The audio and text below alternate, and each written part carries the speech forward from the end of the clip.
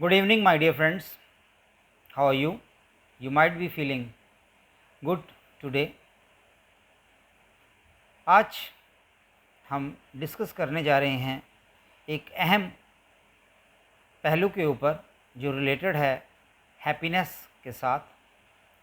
अगर वो फैक्टर बहुत ज़्यादा कम है तो हमारा हैप्पीनेस इंडेक्स बहुत ही ज़्यादा हाई होगा, और उसका नाम है ईगरनेस और हरिडनेस, जिसको हम हिंदी में जल्दबाजी बोलते हैं। जल्दबाजी इफ़ेक्ट करती है हमारे पर्सनल रिलेशनशिप्स के ऊपर। हमें सोच समझ के रिलेशंस बनाने चाहिए दूसरों के साथ। पर्सनल रिलेशंस जो हम बनाते हैं उसको भी सोच समझ के हमें इम्प्रूव करना चाहिए, और जल्दबाजी में हमें डिसीजंस नहीं लेने चाहिए। बिज़नेस रिलेशंस जो हमारे बनते हैं ट्रेडर के साथ, कस्टमर्स के साथ, वो भी हमने वाइजली कूल एंड काम होके ही बनाने हैं। आप देखते हैं, अगर कोई पर्सन ईगर नहीं है तो वो ज़्यादा हैप्पी होगा। जो ईगर पर्सन है या हरिड पर्सन है, वो आपको लगेगा हमेशा कि वो एनर्जेटिक है, पर वो एनर्जेटिक होने के साथ साथ डाउटफुल परफॉर्मेंस भी देता है। क्योंकि जब उस ईगो पर्सन को हम कोई वर्क करने के लिए देते हैं तो उसका सारा ध्यान उस वर्क की स्पीड के ऊपर होता है, ना कि वर्क के ऊपर। तो इससे क्या होगा कि वो अपनी टास्क को राइटफुल वे में कंप्लीट नहीं कर पाएगा और उसके रिज़ल्ट्स अच्छे नहीं आएंगे। तो उससे उसका जो बॉस है वो उसको डांटेगा और वो इंसल्ट फील करेगा, क्योंकि उसका ध्यान अल्टीमेट वर्क के ऊपर नहीं था, स्पीड के ऊपर था कि मैं दूसरों से आगे निकल के ये टास्क कंप्लीट करूं और अपने बॉस को मैं पहले काम करके दिखाऊं। तो मैटर ये करता है कि आपकी सारी कंसंट्रेशन वर्क के ऊपर हो और कूल एंड काम होके आपने वो काम करना है। तो इससे आपको डिसअपॉइंटमेंट भी नहीं होगी और आप हैप्पी भी रहोगे। आप देखते ही हैं, छोटे बच्चों की एग्ज़ाम्पल हम लेते हैं कि इस ईगरनेस, हरिडनेस को दूर करने के लिए हमारी प्रोएक्टिव अप्रोच होनी चाहिए। आप ये देखते हैं कि जब छोटे बच्चे स्कूल के लिए तैयार होते हैं, मॉर्निंग में आप देख लो, तो एक तो उन्होंने बस पकड़नी है, एक बच्चा वैसे ही सुस्त होता है, तो मदर उनको जल्दबाज़ी करने के लिए बोलते हैं कि आप अपनी ड्रेस पहनिए, सॉक्स पहनिए, शूज़ को पॉलिश कीजिए। तो सारा कुछ हरिडनेस में हो रहा है और इससे बच्चों के ऊपर भी स्ट्रेस आएगी। तो इसका रीज़न ये है कि हैप्पीनेस बच्चों के अमंग नहीं रहेगी। वो अनहैप्पी होंगे, फ्रस्ट्रेटेड होंगे, किसी बच्चे के डांट पड़ेगी तो किसी को मारा भी जाएगा और बच्चा रोने लग जाएगा। तो इसका इलाज यही है कि प्रोएक्टिव अप्रोच। आप नाइट को ही अपने सारे जो काम हैं, ड्रेस को प्रेस करना है, यूनिफॉर्म जो है आपकी उसको सिस्टमेटिक वे में आप अरेंज कीजिए। कहीं टाई है, कहीं सॉक्स हैं, जो जूते हैं उसको भी पॉलिश कीजिए। इससे क्या होगा कि आप सही तरीके से उस काम को नेक्स्ट मॉर्निंग कर पाओगे और कोई भी हौच पौच की गुंजाइश कम हो जाती है। तो बच्चे भी सीखते हैं ये सिस्टम और उनकी सिस्टमेटिक लर्निंग भी इम्प्रूव होती है। प्रोएक्टिव अप्रोच में एक और एग्ज़ाम्पल मैं दे रहा हूँ। हमारे समय में जब हम किसी सिटी में कोई एंट्रेंस एग्ज़ाम देने जाते थे तो हमारे पेरेंट्स तो हमारे साथ नहीं जाते थे। आजकल क्या होता है कि बच्चे, अगर संडे को कोई एग्ज़ाम है तो पेरेंट्स के पास कार है और वो अपने बच्चों को बिठा के कार में ले जाते हैं और पेरेंट्स की पिकनिक भी हो जाती है और बच्चा भी एग्ज़ाम दे लेता है। पर हमारे टाइम में ना तो कोई कार थी और ना हमारे पेरेंट्स हमारे साथ जाने को तैयार थे कि अपने आप चले जाओ, और चारा क्या था ट्रांसपोर्ट का?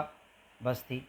तो उस बस में हम सफ़र करके एक दिन पहले, अगर संडे को एग्ज़ाम है तो सैटरडे को हम वहाँ पहुँच जाते थे और हम उस एग्ज़ाम की रिहर्सल करते थे। रिहर्सल का ये मीनिंग नहीं कि हम एग्ज़ाम की प्रैक्टिस करते थे, मीनिंग ये था कि उस डेस्टिनेशन पे कैसे पहुंचना है उसकी रिहर्सल की जाती थी। मैं बस में वहाँ पहुंच गया उस सिटी के अंदर, वहाँ होटल लिया। उस होटल में थोड़ा आराम करने के बाद मैंने उस स्कूल या कॉलेज के लिए रिक्शा या ऑटो की अल्टरनेटिव देखे कि कितना टाइम लगेगा, पैदल में भी, और आते हुए रिक्शा कर ली, और थोड़ा थक गए तो रिक्शा कर ली। तो उससे ये पता लग गया कि कितना वाजिब फेयर लगेगा वहाँ आने और जाने में। और सुबह जब 9 बजे एग्ज़ाम है तो 8 बजे उस होटल से हम निकल जाते थे। तो इससे हमारी लर्निंग भी हो जाती थी और पता लग जाता था कि कौन सी चीज़ कहाँ पे है, कहाँ ब्रेकफास्ट मिलेगा, कहाँ पे चाय मिलेगी। पर आजकल क्या हो रहा है, बच्चों को लर्निंग ही नहीं दी जा रही, बच्चों को सिर्फ स्पून फीडिंग पेरेंट्स की तरफ से हो रही है, जिससे ना तो उनकी लर्निंग हो रही है, ना उनकी पर्सनल डेवलपमेंट हो रही है, और ना बच्चे इन फ्यूचर ये सीख पाएंगे कि रूट्स कौन से फॉलो करने हैं, ना लाइफ में चैलेंजेस की प्रैक्टिस हो पा रही है।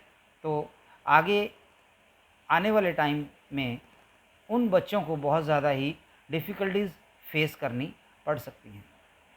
तो हमारा टॉपिक ईगरनेस के ऊपर है। तो ईगरनेस अगर ज़्यादा है तो उससे कुछ बैड इफ़ेक्ट्स हो सकते हैं, वो मैं डिस्कस करने जा रहा हूँ। अगर आप जल्दबाज़ी करते हैं तो आपकी कंसंट्रेशन नहीं बन पाएगी, आप प्रॉपरली थिंक नहीं कर पाओगे, आपकी कॉग्निटिव स्किल्स जो हैं, जो सोचने समझने की शक्ति है, स्किल्स हैं, माइंड स्किल्स हैं, वो डेवलप नहीं हो पाएंगी। आपकी क्रिटिकल थिंकिंग भी डेवलप नहीं हो पाएंगी। आपको रॉन्ग एंड राइट के बारे में पता नहीं लग पाएगा। आप प्रॉपर कंसल्टेशन भी नहीं करते क्योंकि आप ओवर कॉन्फिडेंट हो। अगर आप सोशल कंसल्टेशंस करोगे तो आपको पता चलेगा कि कैसे आपने अपनी इम्प्रूवमेंट करनी है। Half knowledge is always dangerous. तो इससे भी ईगरनेस इंक्रीज़ होती है, बिकॉज़ आपको मालूम नहीं है कि काम कैसे करना है, तो आप अपनी स्पीड में ही ओवर कॉन्फिडेंट होके वर्क करते रहते हो और उसका रिज़ल्ट बैड ही मिलता है, जो मैंने पहले आपको डिस्कस किया है आपके साथ। ईगरनेस से क्या होगा कि हमारी जो पर्सनैलिटी है वो भी इम्प्रूव नहीं हो पाएगी। ये देखा गया है कि जहाँ पे पीस है वहाँ पे गॉड है।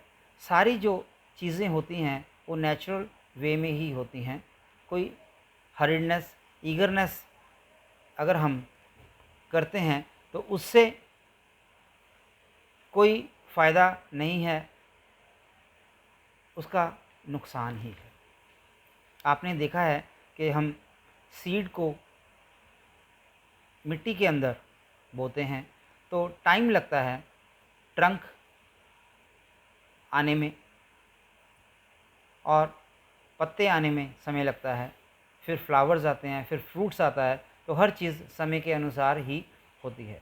छोटा बच्चा जब बाय बर्थ 9 महीने अपनी माँ के पेट में रहता है तब भी वो टाइम लेता है। अगर बच्चा पहले उसका बर्थ हो जाए तो वो अंडरवेट होगा या प्री मैच्योर बेबी होगा, तो उससे भी उस बच्चे के हेल्थ के ऊपर बैड इफ़ेक्ट्स होंगे।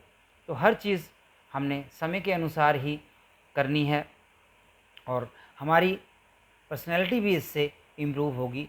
क्योंकि अगर हम ईगरनेस, हरिडनेस शो नहीं करते, कूल एंड कामली काम करते रहते हैं, तो हमें लर्निंग बहुत सिस्टमेटिक वे में होगी और हम लाइफ के अंदर स्टेप बाय स्टेप सक्सेस को अचीव करते रहेंगे और हमारा हैप्पीनेस इंडेक्स भी इम्प्रूव होता रहेगा।